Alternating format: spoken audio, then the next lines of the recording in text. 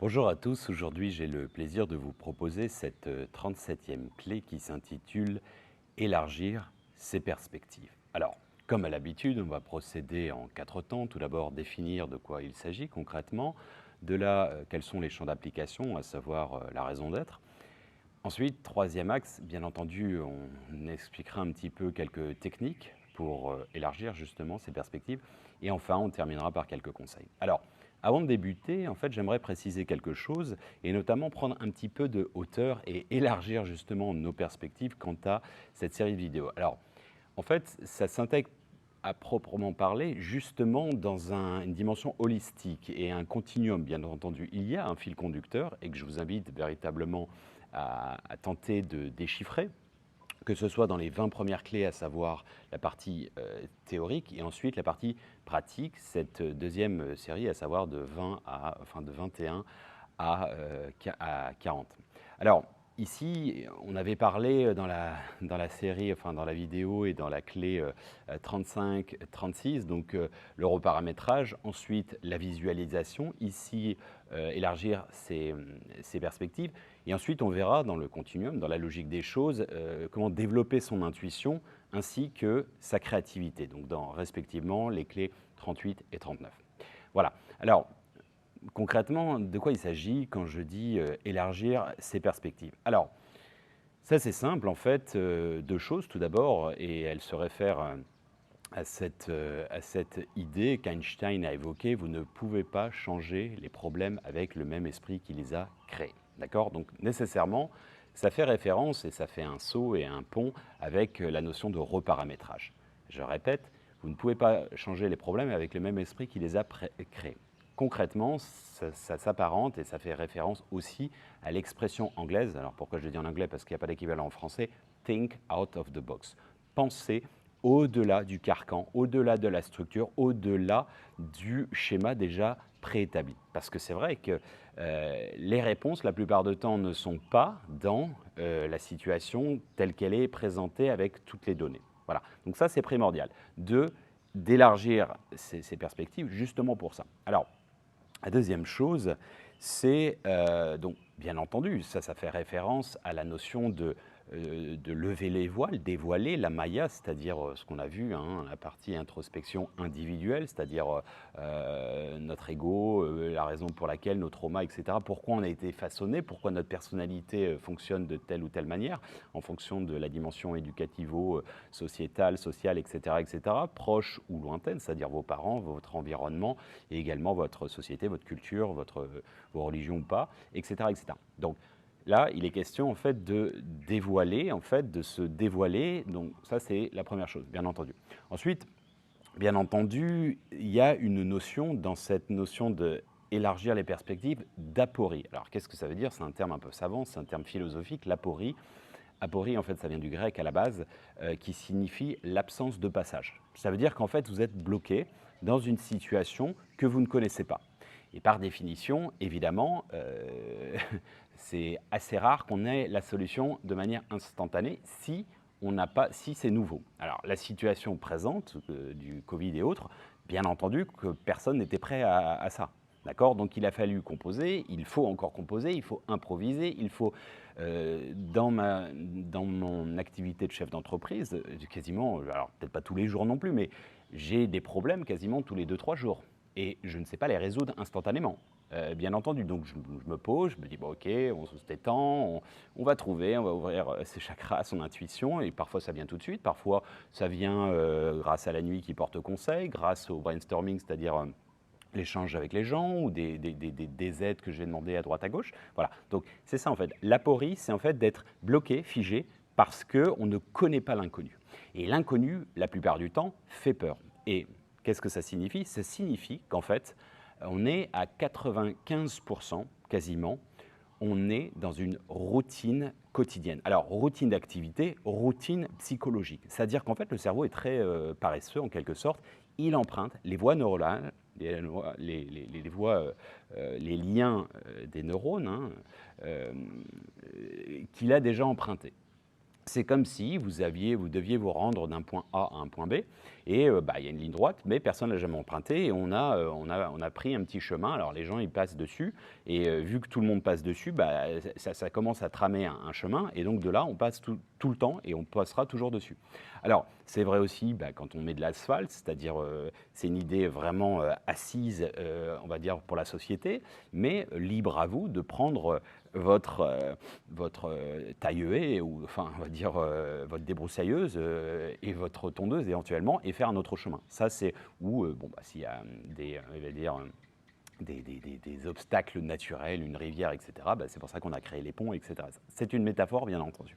Alors, en fait, peur de l'inconnu signifie la peur de découvrir. Et découvrir signifie bien, étymologiquement, enlever, ôter le couvercle, d'accord, de quelque chose de préexistant. Souvent, on a peur de ce qu'on ne connaît pas, on a peur d'un nouveau travail, on a peur de nouveaux amis, on a peur d'une nouvelle compagne, etc., parce qu'on ne connaît pas. On ne connaît pas. On a peur de l'au-delà parce qu'on ne connaît pas. Alors, bien entendu, souvent, on se dit, on va trouver pire. Alors que, pas forcément, on ne sait pas. Ça peut être pire, en effet, mais ça peut être aussi mieux. Donc ça, c'est important de s'ouvrir à cette dimension de potentiel. Alors, vous l'avez notamment quand vous rêvez. Et ça, c'est assez commun à pas mal de personnes. Donc, le rêve, bien entendu, est personnel, mais il y a des archétypes qui reviennent assez souvent. Alors, notamment un qui est le fait de rêver. Alors ça m'est arrivé pendant 20 ans. Ça s'est estompé, je crois, l'année dernière. Je rêvais tous les mois, quasiment, voire 2 fois par mois, que je repassais mon bac. Mais vraiment, c'était l'examen. Mais vraiment, à chaque fois, c'était le même scénario, la même idée. C'était, j'y arriverai pas parce que j'étais en scientifique, donc il faut que je me ressasse tous les mathématiques. Je suis à l'ouest complètement, la physique. Bon, la bio, je vais pouvoir m'en sortir parce que voilà, j'ai encore des notions. Et puis je me disais, bon, à la philo, on pourra trouver l'histoire, il y a moyen de gratter, mais je me dis, j'ai 3 jours. J'ai 3 jours, à chaque fois, c'est le même scénario, et je me dis, j'y arriverai pas. Et en fait, qu'est-ce que ça veut dire concrètement? Alors déjà, il y a eu le traumatisme, ça c'est évident, mais en fait, ça veut dire autre chose. En général, votre inconscient, dans ces moments-là, vous envoie un message du genre, OK, parce que j'ai galéré pour avoir le bac, pour des raisons personnelles. Je vous ai dit, j'étais en dépression, etc. Donc, j'étais, on va dire, mes pensées pas mal, non pas enfumées, mais plutôt euh, imbibées de boissons à l'époque. Donc, évidemment, ça a été une épreuve extrêmement difficile pour moi.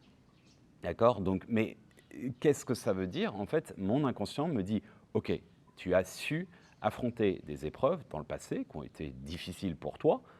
Tu es, par exemple, dans une situation assez complexe aujourd'hui, ça peut être pour différentes raisons, un thème particulier, mon inconscient me dit, on y est déjà arrivé. Bon, ça va bien se passer en gros. C'est en gros pour vous remémorer, vous permettre de vous dire, OK, bon, pas de panique, on va trouver des solutions, on se pose, on va se faire aider, on va faire ce qu'on doit faire. Voilà, c'est ça l'idée en fait. Alors, c'est important, bon, on dit communément qu'on exploite à peu près 5 à 10% de nos capacités. Bon, alors ça, de notre cerveau, comment aller vérifier ça? C'est un postulat, hein, on ne pourra jamais le vérifier. Bon, on va dire que on peut considérer qu'en effet, a priori, on utilise à peu près ce pourcentage assez faible, c'est-à-dire, on va dire grosso modo, c'est la partie visible de l'iceberg comparée à la partie non visible, d'accord, cachée. Donc ça, on peut dire que oui, on est, alors les pourcentages, peu importe, mais c'est nos capacités du cerveau et nos capacités psychiques, etc. Et ça, en effet, j'en suis convaincu, c'est ce que je tente de mettre en pratique pour moi et puis de vous ouvrir aussi à de nouveaux champs. Je pense que nous n'exploitons pas assez notre potentiel humain, de cœur, de conscience, etc., etc. Alors, quelque part, on pourrait le comparer à une sorte, c'est comme si vous aviez juste, alors vous avez une immense villa, mais genre, c'est une ville quasiment, un énorme palace, énorme, mais vraiment qui se répand sur, comme une ville, quoi, on va dire, et vous utilisez non pas un building, vous utilisez juste une chambre. Voilà, ça c'est un petit peu à l'image de ce qu'on exploite, d'accord? Donc, mais on a été formaté, et puis aussi dans notre éducation, et aussi on a accepté, d'où la notion de reparamétrage, on a accepté que c'était comme ça. Okay, comme le processus de vieillissement, etc., etc. Donc on se dit, enfin on se dit consciemment et inconsciemment, ça doit être comme ça, donc on continue. Non, je ne suis pas capable de sauter une certaine distance, etc., etc. Donc voilà, et ça c'est important déjà de le constater. Alors, nos capacités, la vie est une sorte, c'est comme si on était une poterie, c'est-à-dire qu'en fait, on nous a modelé, comme on l'a expliqué, avec nos différents filtres qui nous ont façonné notre personnalité, etc.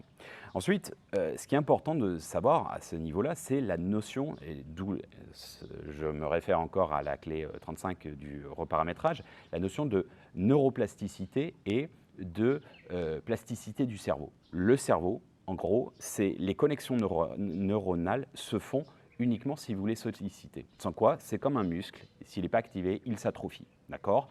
En plus, si de là, vous avez une mauvaise hygiène de vie, que vous respirez mal, que vous ne faites pas de sport, que vous mangez, etc., que vous fumez du cannabis ou que vous prenez trop d'alcool ou de drogue, évidemment, ça va un petit peu ça va obstruer, bien entendu, la fluidité neuronale, etc. Donc, bref, tout ça pour dire que c'est important. En fait, la neuroplasticité, c'est en fait la gymnastique. C'est comme si vous disiez, ah non, mais je suis raide comme un bout de bois. Non, tout le monde est naturellement stretch. On peut travailler. Alors peut-être vous ne ferez pas le grand écart du jour au lendemain, bien entendu, mais vous arriverez à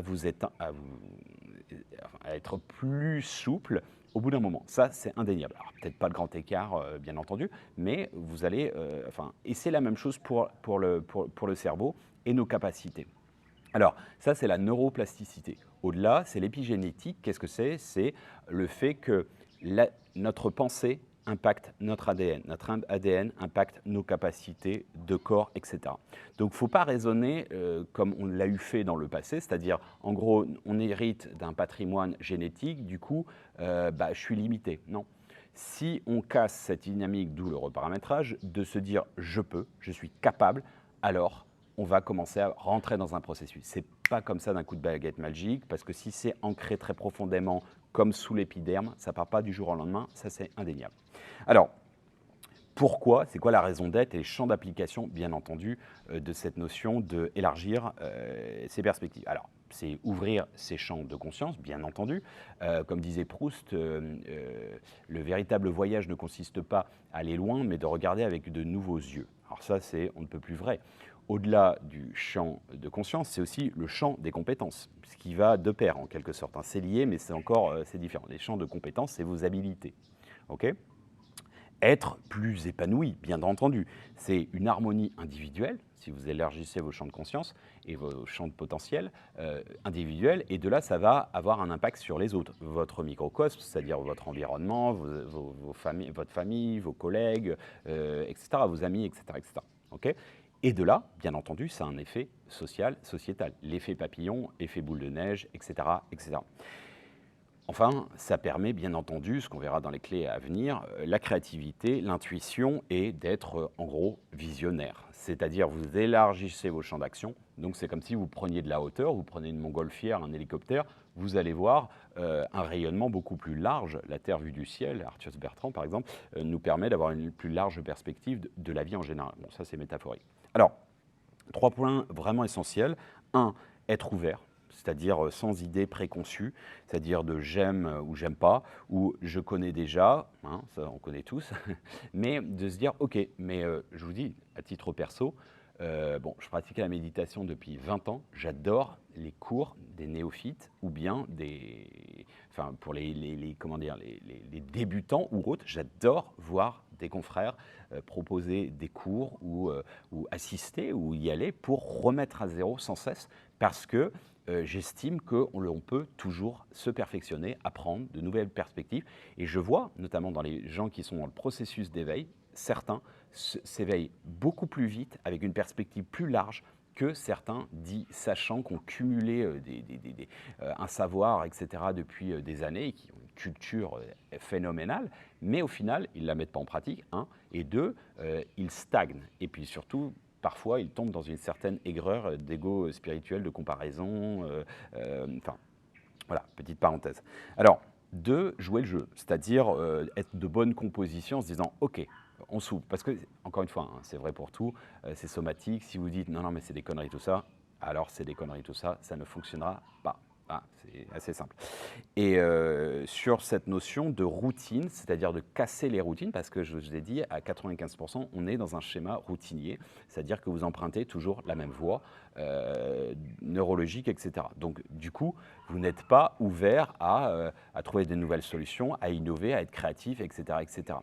Et encore une fois, vous ne pouvez pas résoudre les problèmes avec le même esprit qui les a créés, sachant qu'on est quand même dans une situation un peu délicate mondiale, individuelle, la plupart d'entre nous, on est en transition, donc quelque part, on est tous un petit peu invités à ouvrir ces champs de perspective et de se dire, OK, quelles pourraient être les solutions individuelles pour votre vie déjà, et puis pourquoi pas sociétales, si tant est qu'on aspire à avoir un rayonnement plus large.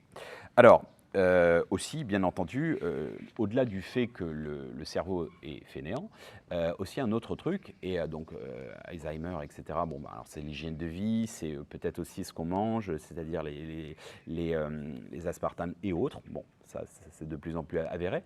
Mais au-delà de ça, en fait, il y a un autre truc aussi. Alors ça, j'en parlerai à la fin dans les notions de conseil.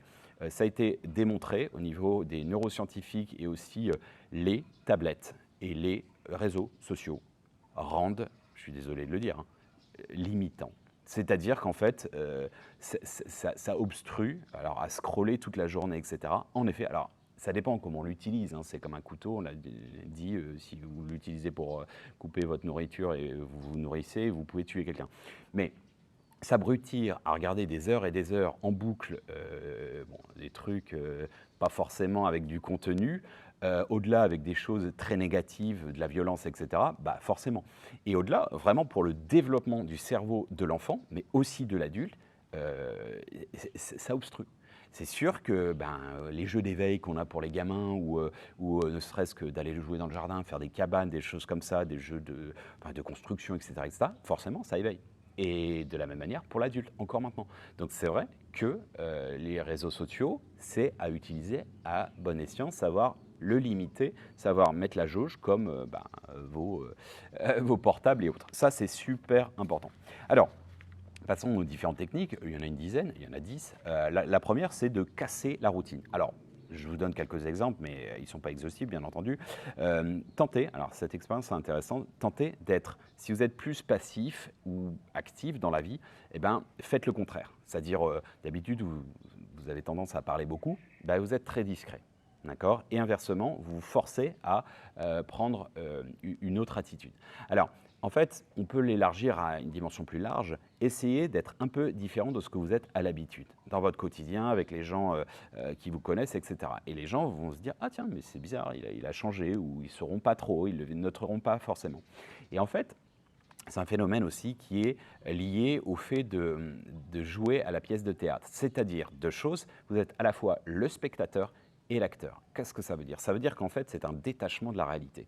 C'est-à-dire qu'en fait, c'est une pleine conscience opérationnelle. C'est-à-dire qu'en fait, vous observez les gens, la mascarade, quelque part, les masques de la personnalité de chacun des acteurs, qu'ils font bien.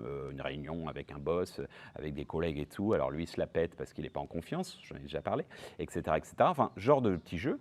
Et vous amusez en quelque sorte. Vous jouez le jeu, c'est-à-dire vous êtes à fond, vous n'allez pas dire ah tiens, tu te la pètes, etc. Toi, le boss, machin, t'es incompétent. Non, c'est pas ça. C'est justement en fait s'en amuser et surtout aussi de regarder, par exemple, s'il y a un conflit, quelqu'un vous attaque. Alors comment vous réagissez? La montagne vous montonnez, vous sentez que vous vous énervez. Est-ce que ça vaut le coup, etc. Et donc, de là, vous allez casser votre schéma habituel de réaction. Un peu, c'est très reptilien, c'est très animal. Vous prenez une gifle, vous en remettez une directe. Alors que dans les arts martiaux, on sait que c'est remettre l'énergie sur l'autre. C'est-à-dire, quelqu'un, par exemple, vous agresse parce qu'il se sent en danger, vous remettez le truc avec un sourire et vous allez, entre guillemets, lui montrer, il va se sentir con au final. Vous allez lui dire ah non, mais tu sais, on n'est pas obligé de rentrer en compétition, en conflit, on peut aussi collaborer, j'ai besoin aussi de ton aide, etc. Et là, en fait, ça déstabilise. Là, ça casse une dynamique, ça casse une routine. Mais ça, c'est un travail qui est, entre guillemets, de la pleine conscience, mais aussi déjà qui est très amusant au quotidien. Et je vous jure, ça remet en selle pas mal de choses et de gens surtout.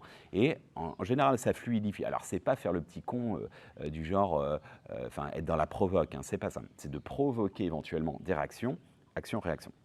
Alors, Autre exemple de casser la routine, alors ils sont un peu plus terre à terre ceux-là, si vous êtes, changé d'itinéraire, quand vous allez, je ne sais pas, au sport ou au travail. Alors, peut-être ça va être un peu plus long, de quelques minutes, mais tentez de prendre un autre itinéraire. Vous passiez comme ça, bah, passez dans l'autre sens et juste pour casser la dynamique de parce que sinon et vous allez vous rendre compte que quand vous reprenez, l'itinéraire, avant, très souvent, on a tendance à ne même plus voir la route. On pense à autre chose, on est obnubilé par autre chose, nos pensées, et cetera.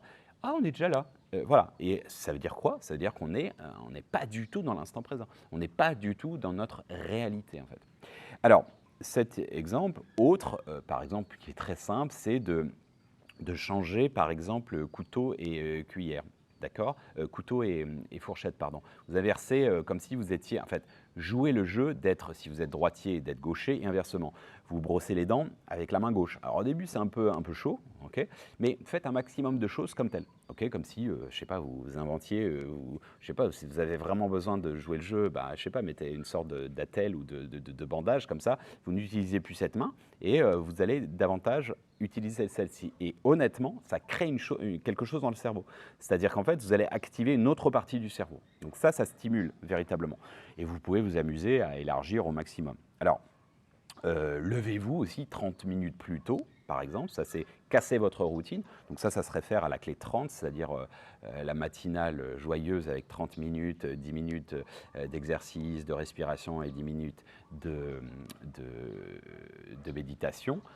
Voyez ce que cela vous apporte. Mais cassez cette dynamique de vous réveiller, par exemple, à cette heure-là. Okay, un peu plus tôt. Alors évidemment, bien entendu, la notion de sommeil, avec votre cycle, c'est mieux, on est d'accord. Mais juste changer quelque chose. Ou couchez-vous 30 minutes plus tôt le soir, par exemple. C'est aussi une autre alternative. Mais cassez cette dynamique. Si vous lavez le matin, lavez-vous le soir. Ou inversement, ce genre de truc. Voilà. Essayez de rappeler un vieil ami ou contacter par email un vieil ami d'enfance, par exemple. Et de la même manière, ça va casser une routine, ça va vous ramener des choses, des considérations que vous aviez du passé, par exemple. Un autre exemple, essayez d'avoir 15 minutes par jour pour vous, seul. Ce n'est pas de la méditation, c'est juste du far niente, l'art de rien faire. D'accord? Et vous observez, vous êtes avec vous-même. Alors, vous pouvez avoir des petites pensées, mais vous pouvez aussi tenter de ne pas penser. Être juste dans l'observation de la vie, la contemplation, ouvrir le temple intérieur, littéralement, et surtout de vous retrouver avec vous-même. Trop de gens sont dans l'agitation, ils se fuient, ils ont peur de se retrouver tout seuls, et surtout ils ont peur de rien faire. Alors que 15 minutes, c'est pas la fin du monde. Et de la même manière, parce qu'en fait, ça va impliquer, c'est-à-dire, ah bah le bus ou le train, 15 minutes de retard. Bon, bah, je le dirai à mon patron, il ne va pas non plus me virer pour ça, c'est pas grave. Ok, on attend. Ok, c'est une opportunité pour ne rien faire. Alors vous allez me dire, ouais, mais il faut les avoir les 15 minutes. On s'en réfère aux petites statistiques, alors je ne sais pas vous individuellement, mais sachant qu'en moyenne, les Occidentaux, entre 2 et 4 heures sur les réseaux sociaux, sur lequel on pourra aller chercher un petit peu ce qu'il y a. Il n'y a pas que des petits likes, des scrollings de petits chats et d'anniversaires de dames qui ont 158 ans tous les jours d'ailleurs. Petite blagounette, mais on peut le voir, hein, les trucs qu'on transfère. Et j'ai besoin d'un like aujourd'hui. Puis c'est la même grand-mère qu'on voit pendant 6 mois. Alors tous les jours, c'est son anniversaire. Bravo, mamie, tu es forte. Et tu as 158 ans depuis le temps qu'on le fait. Mauvaise blague.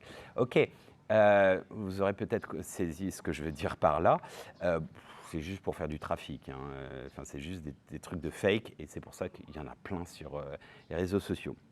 À bon entendeur, salut. Alors, bien entendu aussi, dans Casser la routine, je vous invite à regarder plusieurs fois peut-être ces différentes vidéos en notant, etc. Et en tentant, parce qu'il y en a plein, enfin là, on se focalise sur le fait d'ouvrir ces champs de conscience. Toutes les clés qu'on a fait avant sont aussi des techniques. Donc de mettre davantage peut-être en pratique celles qui vibrent le plus en vous. Alors, deuxième technique, avoir de nouveaux centres d'intérêt. Alors, je vous en donne de manière non exhaustive, mais c'est plutôt à vous. Mais vraiment, il y a des gens qui n'ont pas de centre d'intérêt. Il n'y a rien qui les fait vibrer. Et je pense que c'est juste parce qu'ils n'ont pas forcément exploré. Alors, ça peut être quoi? Oh bah, ça peut être, j'en sais rien, la nature, c'est-à-dire la biologie, les reportages animaliers, ça peut être, je ne sais pas, la botanique, ça peut être le sport, ça peut être l'histoire. Une histoire, peut-être vous êtes passionné du Moyen Âge, ou bien, je sais pas, la Grèce antique, ou bien l'Égypte. Voilà, moi, il y a des périodes de l'histoire, j'aime moins. Moyen Âge, j'ai un gros blocage là-dessus, je l'ai étudié et tout, mais j'ai un problème. Bon, réminiscence du passé, très fort probablement, et ainsi de suite. Mais il y a forcément, je sais pas, l'Égypte, ou je sais pas, les Sumères, etc. Enfin, il y a des choses remarquables, la Perse, etc. Enfin, bon, mais encore une fois, c'est pas vous forcer, vous imposer, c'est juste tenter. Et voyez surtout, alors ça peut être la sociologie, ça peut être l'économie, ça peut être euh,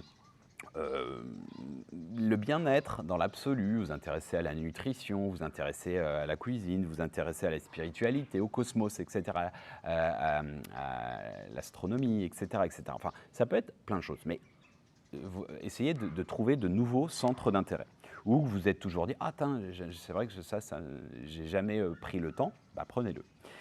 Alors, 3, des nouvelles activités. Alors, c'est différent des centres d'intérêt parce que les centres d'intérêt, en général, c'est passif. Tandis que là, c'est des activités, donc c'est actif.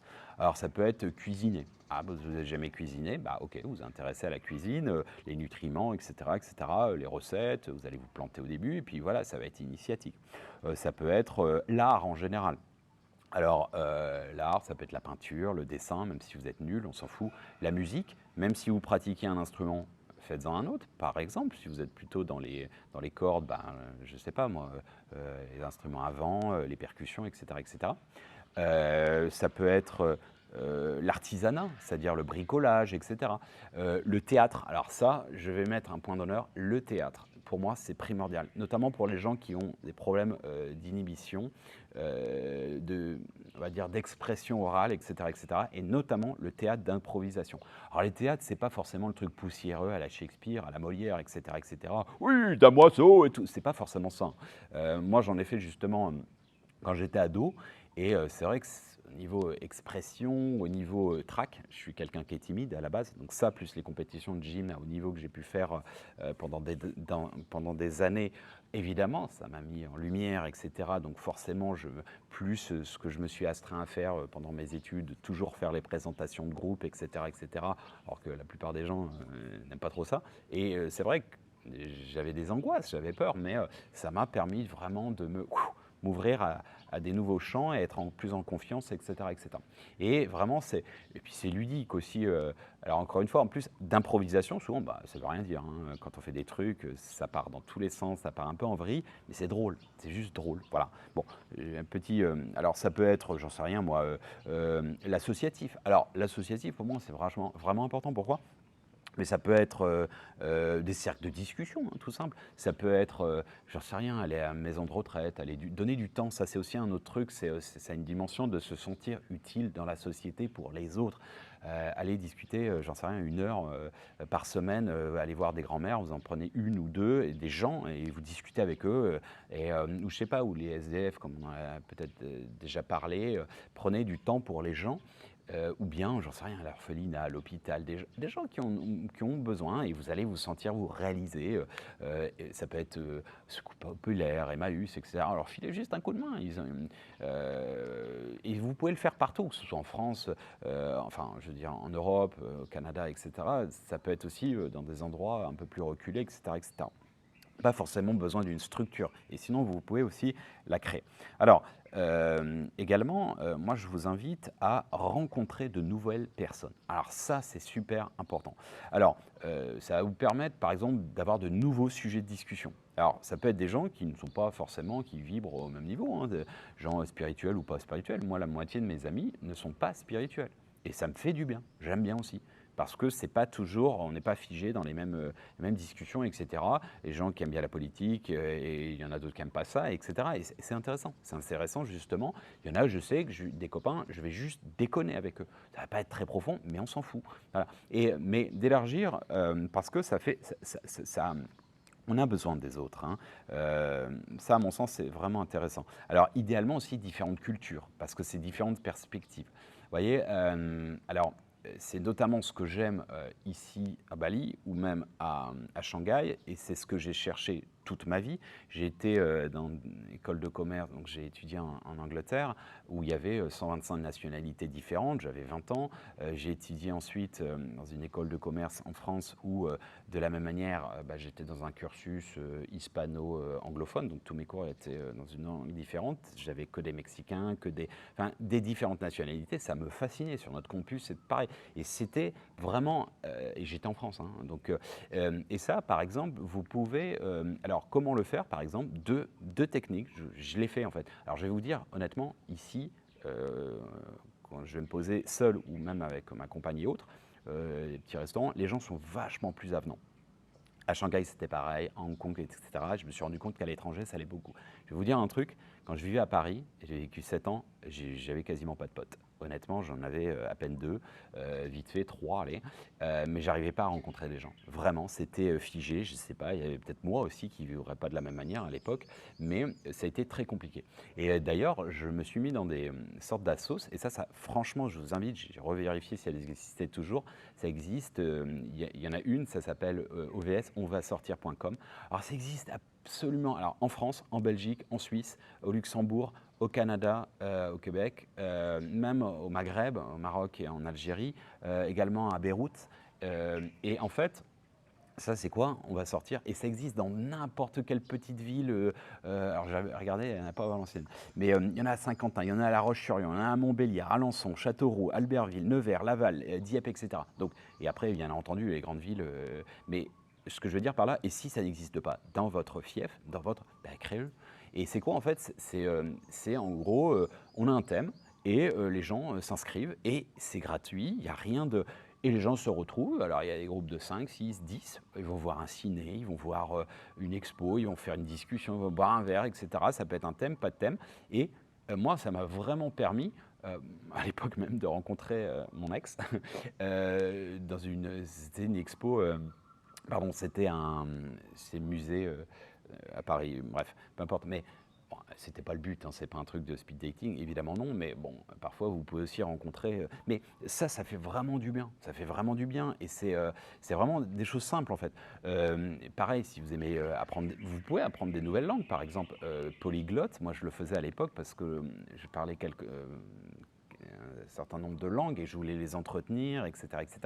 Et en fait, c'est quoi alors, juste petite précision, pardon, à l'international, OVS, ça s'appelle Urbiz.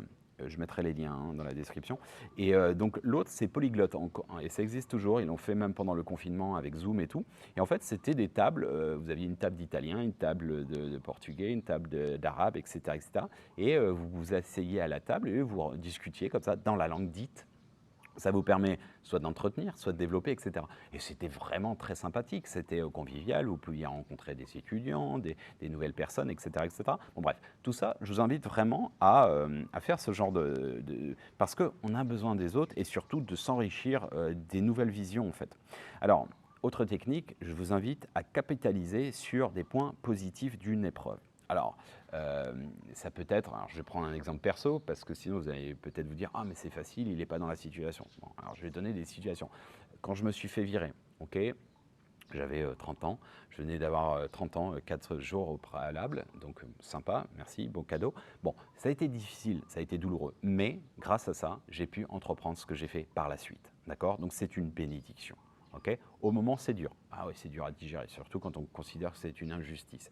Ensuite, je ne sais pas, j'ai eu une peine de cœur. Donc, oui, j'ai morflé, j'ai mis 2 ans pour m'en remettre, etc., etc. Bon, ok. Et alors, mais ça m'a renforcé sur mon couple, notamment aujourd'hui. Ça m'a permis, vous savez, quand on dit ah non, mais c'était la femme de ma vie. Ben non, si la personne se casse, c'est pas la femme de votre vie. Ou bien elle a ses problèmes, ses complexions, et si c'est la femme de votre vie, elle reviendra.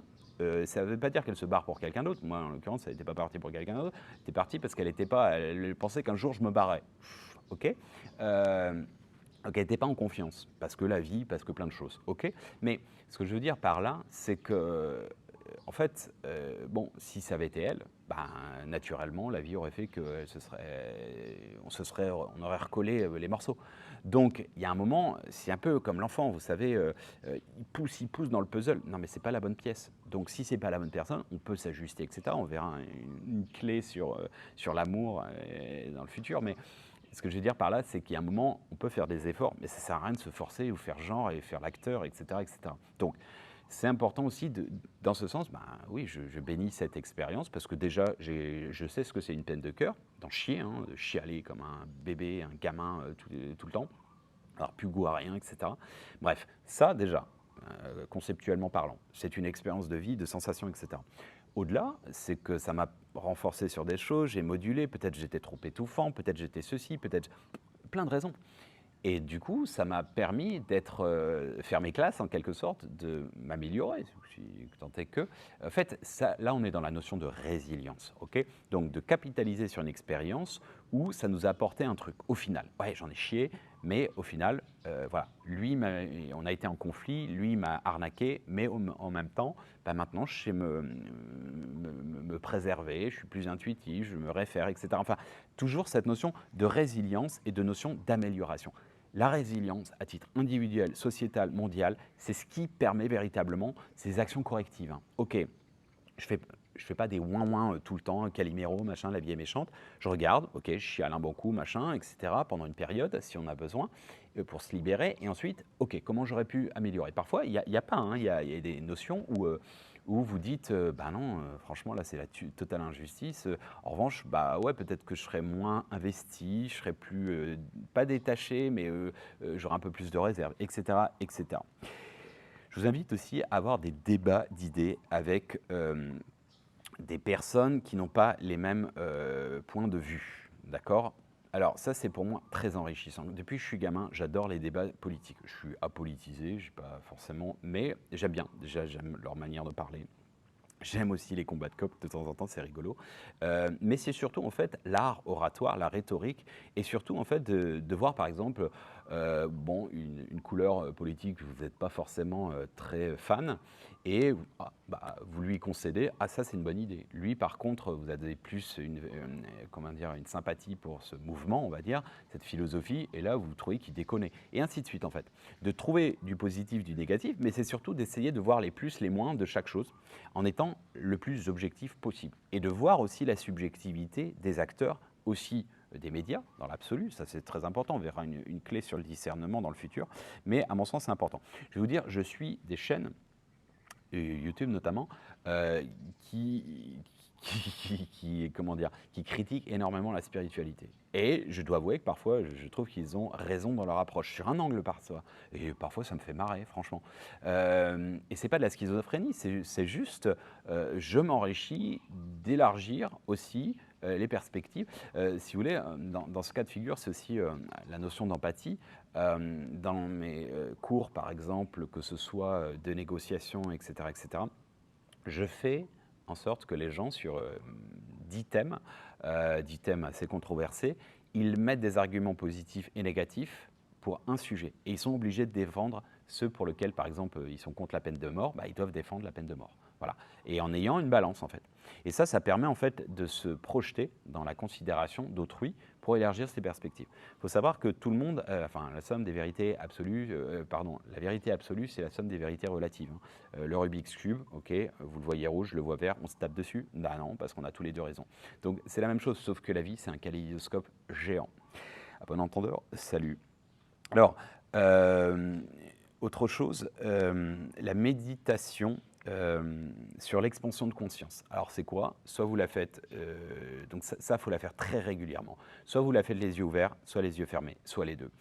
C'est quoi? Focalisation, c'est un point. Okay, là je vois la caméra, mais je ressens aussi la conscience qui peut être ici et je peux l'élargir autant que je veux.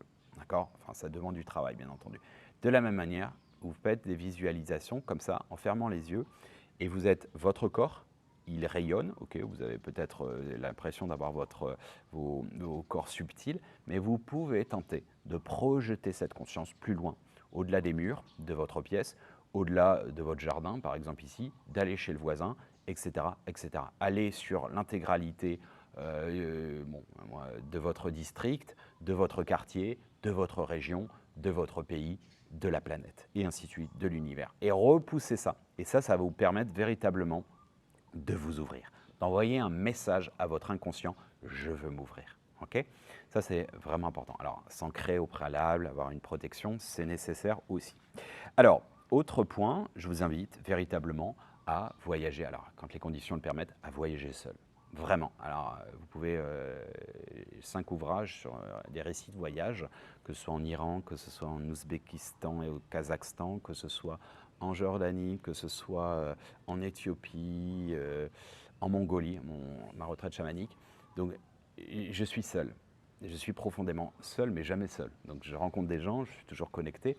Et alors ça, et j'ai passé ben, plus de 20 ans à être comme ça sur les routes, alors à titre professionnel et aussi personnel, donc avec mon sac à dos, hein, pas en mode Club Med bien entendu, et ça véritablement.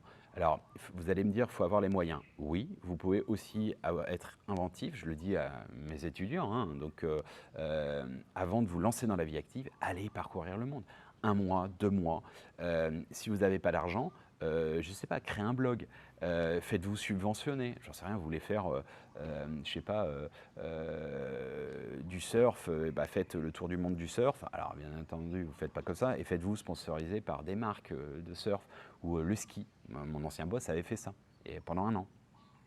Thomas, petit clin d'œil, je trouvais ça admirable. C'est vraiment, et ça, honnêtement, et c'est pas pour nécessairement frimer, mais évidemment, parcourir le monde. Moi, j'ai eu la chance de faire 66 pays dans ma vie, 66 pays, pardon. Évidemment que c'est un enrichissement. C'est forcément des perspectives, d'angles de vue, de culture, etc., où vous vous élargissez. Ça, c'est indéniable. Si on reste franco-français toujours dans son village, etc., bah, c'est sûr qu'on est. Alors, sauf si on est la fenêtre ouverte sur le monde, hein, comme disait Hubert Reeves, c'est-à-dire la télé ou même Internet hein, maintenant. Puis une fenêtre, c'est une baie vitrée, on va dire, pour le meilleur ou pour le pire. Mais évidemment, quand on voyage, et ça, on peut trouver les moyens. Et on n'est pas obligé d'aller à Pétaouchnok, on n'est pas obligé d'avoir un budget démentiel. Vous pouvez aussi partir par les voies, je sais pas, le stop, bon, c'est un peu dangereux, mais les voies terrestres aussi. Je sais pas, aller en Europe de l'Est, j'en sais rien, moi, aller au Maghreb, etc., etc. Et ça, honnêtement, mais seul, j'insiste. Parce que seul, vous allez vous découvrir. C'est un voyage intérieur, c'est un voyage initiatique. Et vous allez me dire, oui, mais il y a le Covid. Oui, mais avant, il n'y avait pas le Covid. Et après, il y aura probablement moins le Covid. Et il y a un moment, ça va être plus facile aussi. Donc voilà. Mais je vous invite, c'est vraiment, vraiment important, essentiel. Et ça peut être 1 semaine, 2 semaines, peu importe. Hein, c'est pas obligé forcément 6 mois, 1 an. Hein. Mais vraiment, c'est un truc, c'est une. Et je vous ai dit, moi, je le fais régulièrement. Je fais 3 jours silence, déconnexion à la vie, à l'électricité, tout, etc. Je suis tout seul. Et ça me fait un grand bien. Et oh, qu'est-ce que j'aime revenir dans la réalité et dans le contact des gens, etc. etc. Je vous invite également à faire une retraite Vipassana. C'est gratuit. Hein. Donc il y a des centres partout dans le monde, il y en a en France. Alors normalement c'est 10 jours, elle peut être écourtée. Moi j'ai fait 2 fois 10 jours en Inde. Et puis après j'ai fait des sessions de 3 jours. J'ai fait au Laos, j'ai fait au Sri Lanka, etc. 3 jours. De toute façon, c'est pas structuré. Hein. C'est-à-dire on vous conseille, les gens ils s'en foutent. Hein. Normalement c'est 10 à 12 heures de méditation. Si vous voulez en faire 4, vous en faites 4. Hein. Personne ne va dire il n'y a pas un bon point, il n'y a pas un diplôme, etc. Donnez un petit billet si vous voulez pour la bouffe. Ça, c'est faisable, mais sinon, c'est gratos. D'accord. Donc, mais je vous invite, c'est quoi? Je vous invite à regarder ce que c'est une retraite Vipassana, mais en gros, vous méditez. Donc, vous êtes au calme, avec vous-même, serein, vous retrouvez. Et ça, nécessairement, on en a besoin quasiment tous les ans. C'est comme une vidange, c'est comme un jeûne, etc. J'en ai déjà parlé. Mais à mon sens, c'est vraiment très, très initiatique pour élargir ses champs de conscience. Alors, dernier, la danse extatique que j'ai baptisé Transcendance. Transcendance. Alors ça, je l'ai mis en place quand j'avais 24 ans, 25 ans, en 2004-2005. Ça existe. Maintenant, ça s'appelle la danse extatique. Alors, concrètement, c'est quoi? C'est un mélange de danse ethnique, de danse culturelle, religieuse. Ce sont aussi des mélanges de genres, c'est-à-dire des mouvements complètement fous, c'est-à-dire vous voulez faire le canard, vous voulez faire, je sais pas, le pharaon, vous voulez faire le débile, vous voulez faire le saute-mouton, vous roulez par terre comme un môme de 4 ans, faire des ouin-ouin, des trucs, mais vraiment débiles. En fait, c'est casser les conventions. Et après, ça peut être aussi esthétique, ça peut être, vous pouvez faire des mix. Il y a, en fait, justement, la première règle, c'est qu'il n'y a pas de règle, d'accord? Donc, c'est, on lâche les chiens, on se fait plaisir. Et en fait, l'idée, c'est, alors, ça peut être, vous faites un peu du hip-hop et après des pas de salsa, vous mixez du tango. On s'en fout. Le but, c'est pas l'esthétisme, c'est vraiment, il n'y a pas de convention en fait. Donc, l'idée centrale, c'est l'absence d'objectif et de résultat. Nous, alors moi je le pratique, vous verrez, on va faire un exercice pratique, vous allez avoir une démo. J'explique un peu quelques basiques, mais encore une fois, c'est infini, donc même les basiques, ça n'a pas lieu d'être. Un peu pour donner quelques clés. Et après, je mène une performance. Mais la performance, vous me demandez de la faire 10 fois, je vais la faire 10 fois différemment, volontairement.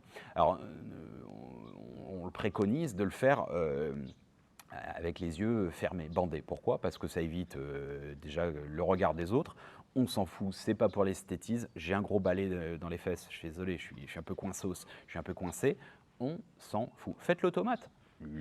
Faites l'automate, on s'en fout. Et à un moment, c'est marrant, vous allez smurfer. Non, mais vous allez avoir une espèce de truc comme ça qui va de fluidité, du mouvement, de la colonne vertébrale. Vous allez reproduire certains mouvements. Alors, l'absence de résultat, ça crée de la joie, du bonheur. Véritablement, ça amène une complétude. Ça permet justement de développer votre créativité, votre spontanéité, votre dimension artistique que parfois on a foutu un peu dans les tiroirs, hein, parce que vous êtes banquier, parce que vous êtes comptable, parce que vous êtes, je ne sais pas, manutentionnaire dans une usine. Alors vous n'avez plus le droit, bah si, vous avez toujours le droit. Donc ça, c'est le meilleur. En plus, c'est gratuit, hein, y a pas, vous êtes dans une chambre, un appart de 9 mètres carrés, ça fonctionne bien. Il faut juste un peu virer quelques meubles, ou le faites sur le lit, hein, c'est pas, on se réserve qu'il ne pète pas. Alors le but, c'est vraiment de s'abandonner, de se laisser aller, de lâcher prise, de se vider littéralement. Au-delà, c'est de vibrer, d'être en communion avec la musique, le son, et vraiment vous laisser porter, c'est vraiment spontané. Vous vivez la musique, vous êtes la musique, vous êtes la danse et la musique ne font qu'un en fait. Et vous allez aussi intuitivement, parce que c'est une démarche très intuitive, ok, retrouver des gestuels que, je sais pas, vous n'allez pas savoir d'où ça vient. Et il y en a qui sont organiques, c'est-à-dire soit qui viennent de la nature. Alors je sais pas, vous allez faire le serpent, vous allez faire des ondulations. Alors ça peut être, je sais pas, l'ADN, ça peut être le serpent de la Kundalini, ça peut être le dragon du Chi, ça peut être énormément de choses à vrai dire, qui, en quelque sorte, ce sont des mémoires organiques, des mémoires cellulaires et notamment des remembrances, littéralement, les membres qui se remémorent. Et c'est des remembrances, des survivances, etc. etc. Alors, au-delà, bien entendu, ça permet d'activer, vous allez être en transe au bout d'un moment. Vous allez laisser passer la présence, le vivant, vous exprimez, vous le laissez s'exprimer, vous l'exprimez, vous le magnifiez.